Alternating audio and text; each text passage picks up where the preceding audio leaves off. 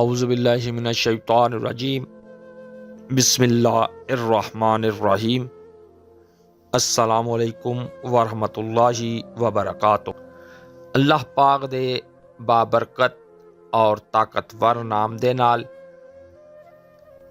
इस पाक वीडियो का आगाज़ करते हैं। दरूद पाक नबी करीम सल्लल्लाहु अलैहि वसल्लम दी पाक ज़ात ते और आप दी आले पाक ते।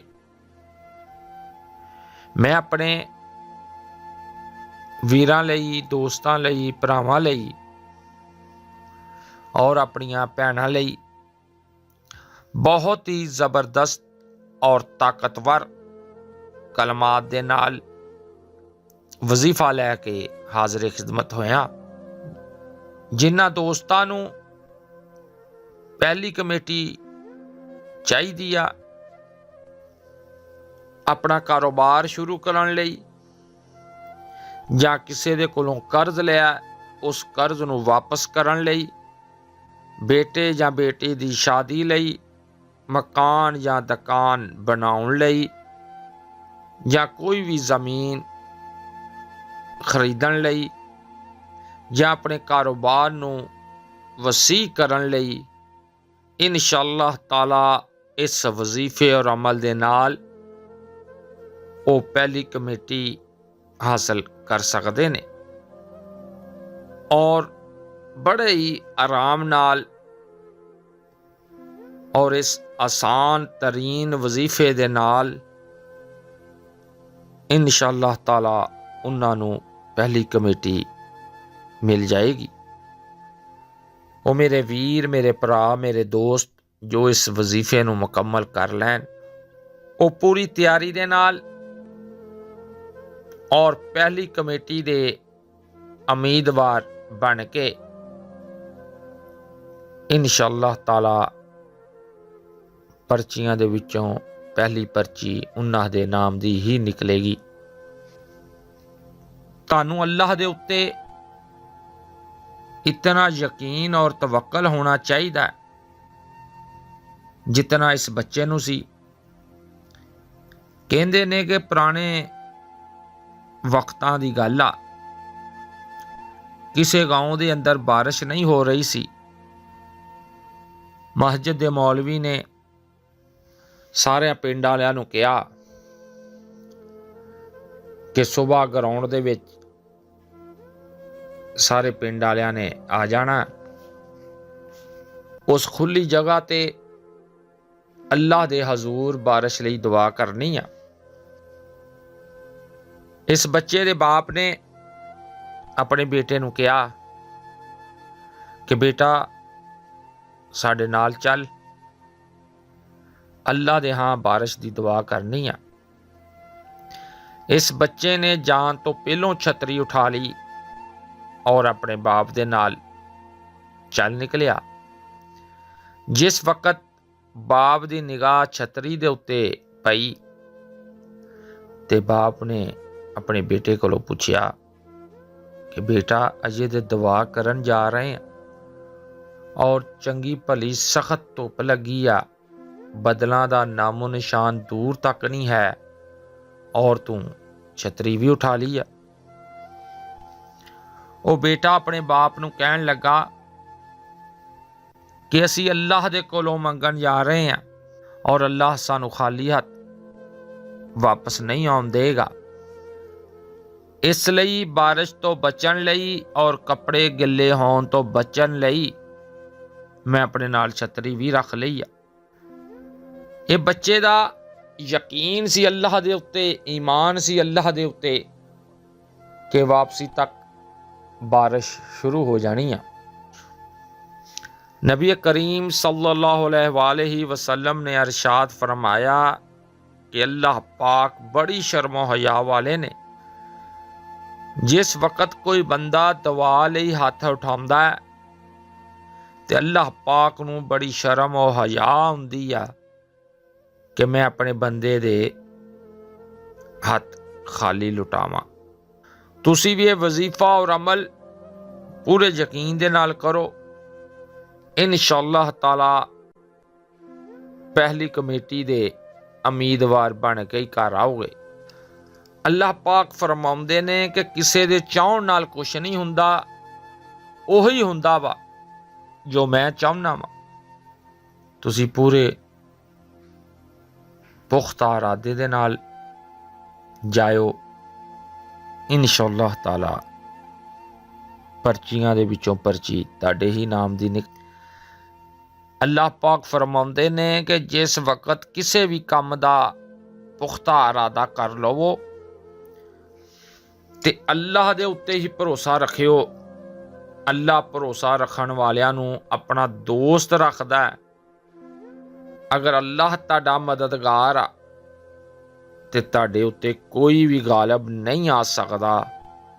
अगर अल्लाह तुहानूं छड्ड दवे ते कौन आ जो उस तो इलावा तुहाडी मदद कर सके। और मोमनां नूं चाहीदा है कि अल्लाह दे उत्ते ही तवक्कल और भरोसा रखन। अल्लाह पाक जिस गल दा भी फैसला करते ने बस एक हुक्म दिंदे ने कि हो जा ते वो हो जाती है। ये अल्लाह दी ताकत आ। हदीसे पाक दे अंदर हुंदा है कि अगर घर दे विच नमक भी खत्म हो जाए ते नमक भी अपने अल्लाह दे कोलों मंगो, और अगर तुहाडे जुत्ते दा तस्मा भी टुट जाए ते नवे तस्मे दा सवाल भी अपने अल्लाह दे कोलों करो। नबी करीम सल्लल्लाहु अलैहि वसल्लम एक दफ़ा मस्जिद दे अंदर दाखिल होए ते एक बंदा इस कलमात दे नाल दुआ कर रहा सी। नबी करीम सल्लल्लाहु अलैहि वसल्लम ने 3 दफ़ा इरशाद फरमाया कि इस नूं माफ़ी मिल गई, इस नूं माफ़ी मिल गई, इस नूं माफ़ी मिल गई। इस बंदे नूं अल्लाह पाक ने बख्श दिता। और इन्हां कलमात नूं इसमें आज़म भी कहा जाता है। अगर असी इन्हां कलमात दे नाल कोई भी अल्लाह दे हजूर ख्वाहिश करिए, इंशाअल्लाह ताला अल्लाह पाक साडी वो ख्वाहिश पूरी फरमाउणगे। इन्हां कलमात दे नाल कोई भी दुआ करिए ते इंशाअल्लाह ताला दुआ कबूल होएगी। इसलिए हदीसे पाक दे अंदर हुंदा है कि अल्लाह पाक जिस वक्त अपने किसी भी बंदे ते मेहरबान हुंदे ने और इस नूं खैरो बरकत दे नाल नवाजना चाहुंदे ने। मैं जरा इस हदीस दी तशरीह करदा जावां कि जिस वक्त अपने बंदे नूं अमीर बनाउणा चाहुंदे ने, उस दे उत्ते अपने खजानियां दे मूँह खोलना चाहुंदे ने, इस नूं नवीं गड्डी, नया मकान और वसी मालो दौलत देना चाहुंदे ने, नेक और खूबसूरत बीवी और मालो दौलत दे नाल खूबसूरत औलाद देना चाहुंदे ने, ते पूरी कायनात दे अंदर ऐसी कोई ताकत नहीं जो इस नूं इस नेमतां तो महरूम कर सके। ये अल्लाह दी ताकत आ और उस दे कलाम दी ताकत। सब तो पहलों तुसीं ये नीयत कर लैनी आ कि अपनी कमेटी दे रुपइयां पैसिਆਂ दे विचों कुछ ना कुछ अल्लाह दी राह दे उत्ते लाजमी देना है। इस तो बाद तुसीं ये वजीफा शुरू करना है। कुरान पाक दे अंदर अल्लाह पाक इरशाद फरमाउंदे ने कि मैं अल्लाह जिस नूं चाहुंदा मुल्कां दी हुकूमत अता फरमा देना, और जिस दे कोलों चाहुंदा मैं वापस लै लेना, और जिस नूं चाहुंदा मैं दुनिया दे विच इज्जत दे नाल नवाज देना है, और जिस नूं चाहुंदा मैं पूरी कायनात दे अंदर जलील कर देना। और बेशक अल्लाह हर चीज़ ते कादर आ। तुहाडा ते पहली कमेटी वाला काम ही छोटा जिहा है। कमेटी वाली जगह ते पहुंचण तो पहलों अच्छी तरह वजू कर लो। खुशबू अतर वगैरह का इस्तेमाल अपने कपड़ियां ते लाजमी करो। पाक साफ जगह ते 2 नफल बराए हाजत पहली कमेटी दे पढ़ो। इस तो बाद 10 मरतबा सुबहान अल्लाह, अल्हम्दुलिल्लाह, अल्लाह अकबर पढ़ो। और इस तो बाद 11 मरतबा दरूद पाक लाजमी पढ़ो। हदीसे पाक दे अंदर हुंदा है कि जो बंदा अपनी दुआ दे अव्वल और आखिर दरूद पाक नहीं पढ़ता, उसकी दुआ जमीन और आसमान के दरम्यान लटकी रहिंदी। दरूद पाक तो बगैर ताड़ी कोई भी अर्जी, कोई भी ताड़ी गलबात, कोई भी ताड़ी ख्वाहिश, कोई भी ताड़ी दुआ अल्लाह दे हां नहीं पहुंचती। दरूद पाक ताड़ियां दुआवां दे, ताड़ियां ख्वाहिशां दे, ताड़ियां उम्मीदां दे, ताड़ियां अर्जियां दे, इस परां दे नाल ताड़ियां अर्जियां, ताड़ियां दुआवां, ताड़ियां ख्वाहिशां अल्लाह दे हां पहुंचदी। इसलिए लाजमी दरूद पाक अव्वल और आखिर पढ़िया करो। दरूद पाक पढ़न तो बाद 3 दफ़ा तुसी ये कलमात पढ़ने ने जो तुहानू अपने मोबाइल की स्क्रीन ते नज़र आ रहे ने। ये कलमात पढ़न तो बाद 3 दफ़ा अल्लाह दे हां पहली कमेटी निकलन की फरियाद करनी है।